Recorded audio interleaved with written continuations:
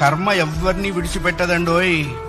ఒకవేళ భగవంతుడైనా కాస్త ఎక్స్క్యూజ్ చేస్తాడు, కొంచెం కన్సెషన్ ఇస్తాడు, కొంచెం ఎగ్జంప్షన్ ఇస్తాడు. కర్మ చస్తే ఇవ్వదు.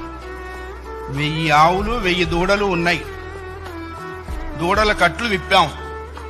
ఏ దూడ దాని దగ్గరికి వెళ్ళి దాని తల్లి దగ్గరికి వెళ్ళి సరిగ్గా ఆగుతుంది. కర్మ కూడా అంతే. అవశ్యం అనుభోక్తవ్యం కృతం కర్మ శుభాశుభం.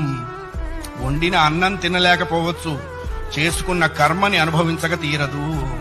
చాలా మంది కొన్ని అనవసర మాటలు మాట్లాడుతుంటారు. బ్రతకదలుచుకోలేదు, చచ్చిపోదాం అనుకుంటున్నా. చావునేటువంటిది ఏదో ఏటీఎం కార్డు పెట్టంగానే డబ్బులు వచ్చినంత ఈజీ అనుకుంటాడు. నువ్వు అనుకోంగానే చచ్చిపోతే నువ్వు చేసిన కర్మ అంతా ఎవడు అనుభవిస్తాడు? కర్మానుభవం అనుభవించడం కోసమైనా అది నిన్ను బ్రతికిస్తుంది. నీ ఇండివిడ్యువల్ ఐడియాస్తో నువ్వు బ్రతకవో. ధర్మ